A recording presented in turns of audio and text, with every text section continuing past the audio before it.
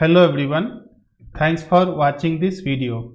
So in this video today we are going to understand that how to configure the logging mechanism in Spring Boot project. Okay, so basically there are many ways to configure the logging mechanism into the Spring Boot application, but here we are going to mainly focusing on the two way. First way is the default logging and second way is the logback logging. Log4j2 basically we are not much using, so we are not going to understand in this video. We don't have this logging mechanism into the scope of this video. So in this video basically we are focusing on the logback and the default logging mechanism. So followed with that we are going to understand that what are the logging levels supported by the Spring Boot. So basically there are 5 logging level which is supported by the Spring Boot, called error, warn, info, debug and trace. Okay, apart from that there are one more are there called fatal, but that is not supported by the Spring Boot. So fatal comes under the error part only. Okay, so error is the smaller and from there more, and the trace is the higher. So this is the basically the hierarchy level of the logging level. And by default our Spring Boot project is enabled for info. Okay, and if you want for debug and trace, that you have to enable, and since it is info is automatically enabled, so obviously error and warning are automatically enabled also. Okay, so followed with that, first we are going to understand the default logging mechanism and then we are going to understand the logback logging.xml. So in order to understand that one, I have already created the project using spring.starter, and then we have the main class ready, and followed with that we will be having the controller also called logging controller, and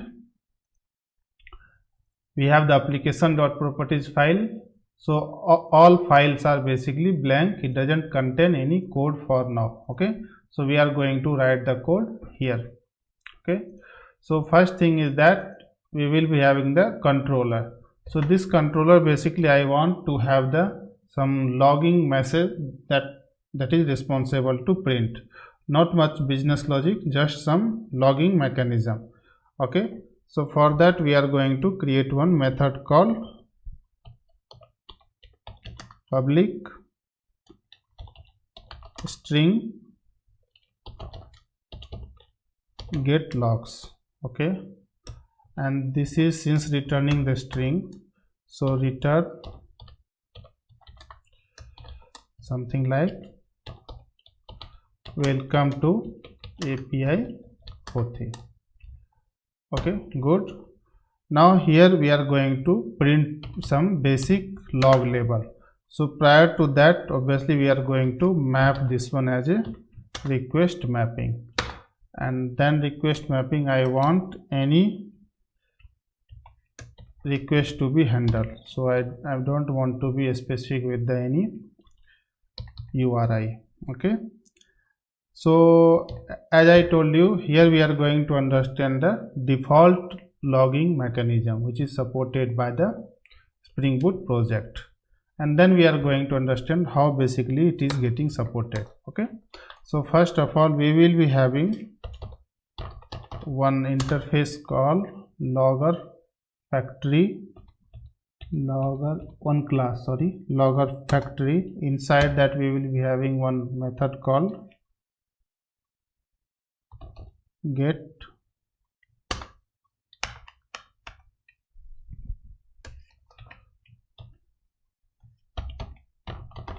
logger factory, this one only. Okay, and then inside that we will be having get logger, and here we are basically going to pass controller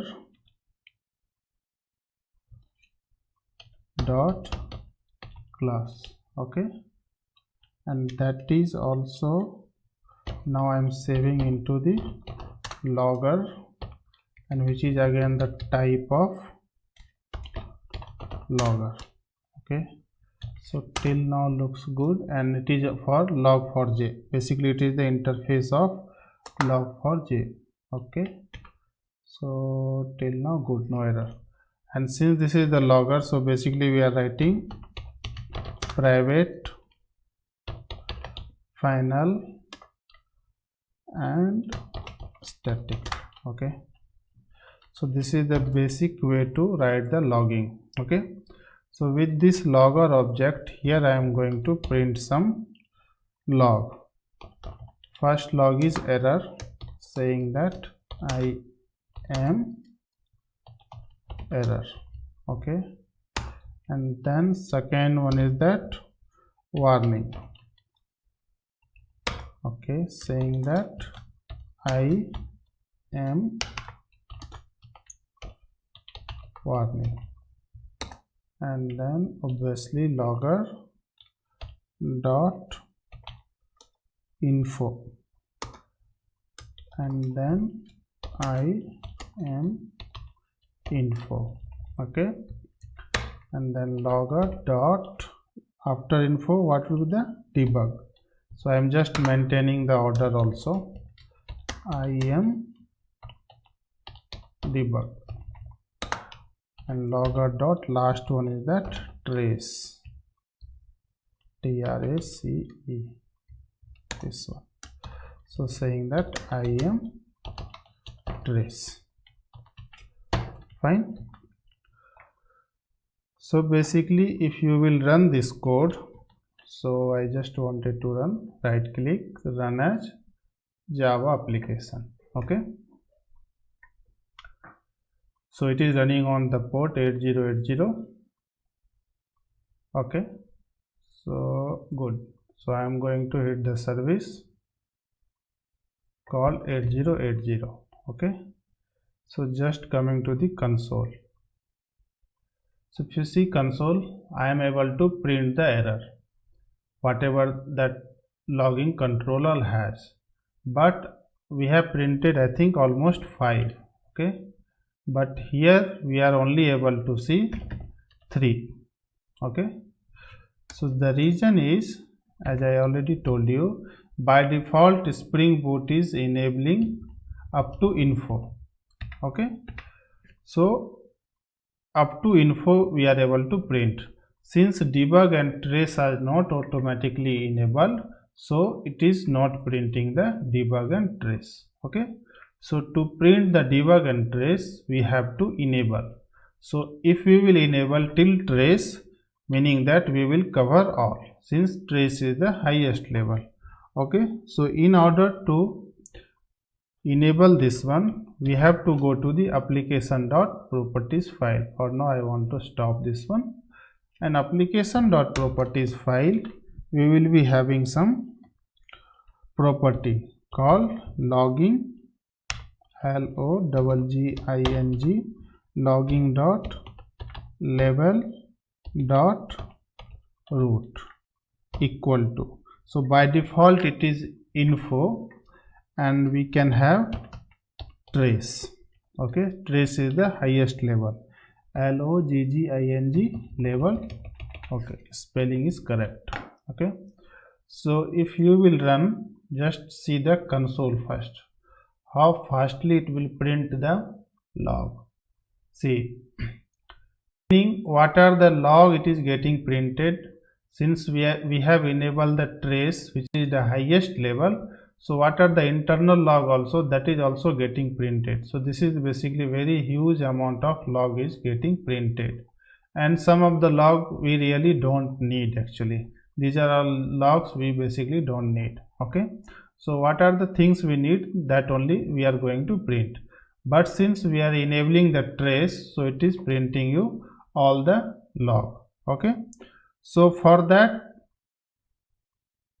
if you stop this one and if you hit this service, in console we are able to see the all, but since there are many log is getting printed, so what is our actual, see, somehow we got, sometimes we missed this one. Okay, luckily we got this one. Okay, so if you see error warning info debug trace, we are able to print all. Okay, The reason because is that we have enabled till trace. Till trace means any of trace is the highest level.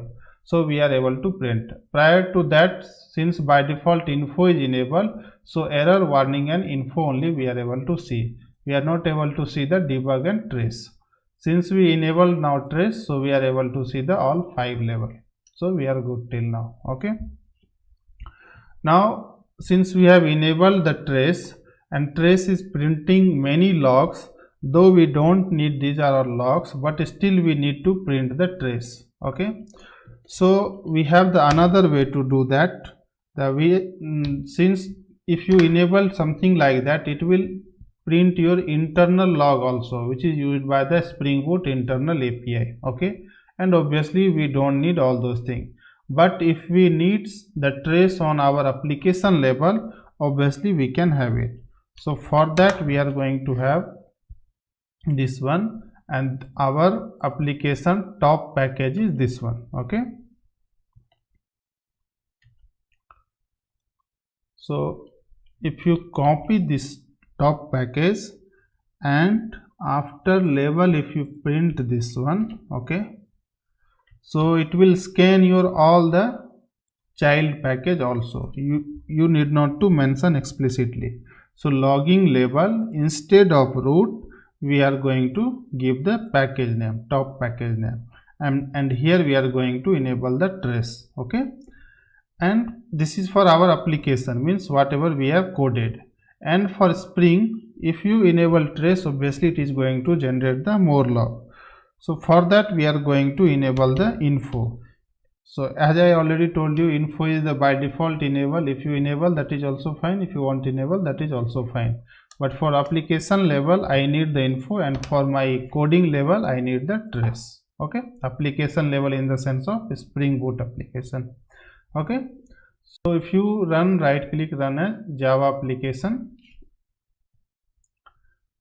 So now if you see, we got some control on our log. Okay, so this log is as per previous only, since we have restricted up to package level. If you hit now this service, see IAM error, warning, info, debug, trace, means we are also able to print the 5 level, since we enable the trace for our package level. So we are able to print this one. Okay, apart from that, this is the console printing. We are printing on console. If you have some requirement to print this one in our some file, then we have to say the property name logging.file, and we have to give the location. So I want to print into the C drive slash logs is my folder, inside the log example.log. This is my file name. Okay, and this is the folder which is available in C drive. Okay, so now if you will run this code, okay, since we are doing changes in properties file, so sometimes it is really recommended to clean. Okay, otherwise it will read your old class file. Okay, right click, run as Java application. Let this run. Okay, good. So it is running now. Now we are going to hit the service. So first check the console. Okay, we are able to print the data into the console. Okay, now since we have enabled application.properties file to print the data into the log folder also. Okay, so if you see C drive logs, and here it go logs example, and here also we are able to print it. See IAM error, warning, info, debug and trace. So this is the simple way to print the log without having much configuration, just to enable some properties into the application.properties file. There are many properties still there for logging perspective that you can try yourself. Okay, so this is very less configuration. Okay, now question is that we have wrote this logger.factory, okay, and which is coming from the log4j. But if you see our pom.xml, we don't have any entry for our log4j. Okay, if you see the pom.entry, we don't have anything. Okay, we have only the web starter, dev tool and test. Okay, apart from that, we don't have any entry for our log. The reason is Spring Boot have the web starter. Okay, and what are the all the mandatory or all the required jar needed to develop a web application, that is already embedded with the web. Okay, so all the jar is getting downloaded into your Maven dependency. If you see, there are many log4j, these are all things. Okay, but here how exactly flow will go. So for Spring Boot starter web, if you see here, Spring Boot starter web, basically this is the parent. After that we will be having one child called Spring Boot starter logging. So this is under the web, and inside the logging we will be having spring.jcl. Okay, so we have to find somewhere we will be having the spring.jcl. Okay, where it is? See here, we will be having Spring JCL. So basically all the implementation goes from here. Okay, so this class or this jar is basically got called internally, and obviously log4j is our internal implementation for that. Okay, so this is the default one and we are good. Now coming to the our next called logback logging.xml. Okay, so in order to understand the logback.logging.xml, first we will go for the documentation of the Spring. Okay, Spring Boot. Here they have given everything very clearly. You just need to go through once. I will provide the link into the video description, and also the going to providing you the logback documentation. Okay, so here all the things is very clearly mentioned, how to configure and all those things, what are the API we have to call. Okay, these are all the doc. So basically if you see, by default log format is that date, time and millisecond. Okay, and after that the log level, either info, warn, debug, whatever, trace, and then process ID, and followed with that we will be having the separator. So these are all the by default, that's what we are able to print it here also. Okay, so these are all the by default implementation. Okay, but if you want to go through the custom implementation, we will be having the logging XML also. Okay, so these are all the color which is associated with each and every logging level. Okay, and followed with that we will be having some logging level also here. Okay, so once I recommend you to go once here.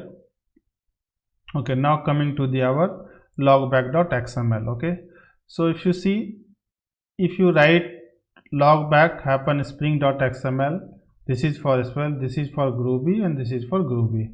So earlier we used to write the logback.xml, which is perfectly fine earlier, but nowadays Spring from 2.0 they are start recommending that instead of the logback XML, if you add /happen spring, so that is more beneficial for to understand the Spring Boot. Okay, this is for logback logging mechanism. So that's why they have recommended here, when possible we recommended that to use the happen spring variant if your logging configuration. Okay, so here in this example, instead of logback.xml we are going to create this XML. Okay, and then we are going to do some configuration here. Okay, so now we are going to create the XML, and XML folder should be in resource folder. Okay, so that Spring Boot by default pick the file. Okay, so here it go, finished. So this is the default. Since we are going to cover this one through the logback, so I don't need the application.properties. Okay, so at that time only one can be used. Okay, so we are going to comment all those configuration for application.properties, and then we are going to start configuring the logback spring.xml.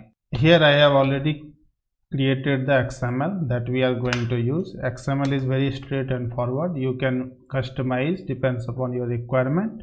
Okay, so here exactly what we are trying to do is we will be having the only one appender called file.error, and this file.error I am enabling the label trace. Okay, as per understanding, if you see, error is the lowest one and the trace is the highest one. So for this one, so here I have provided the package also, meaning that for this code only we are going to enable the trace, and for application level, meaning the Spring Boot level, everything is by default. Okay, trace is the highest level, and apart from that we will be having some file name, some pattern, how to print, and these are all is the very initial thing. So these are all API you can understand from this documentation. Okay, so this documentation have all the things to understand from this perspective. These are all API, how it is getting used. Okay, so this is our logback spring.xml.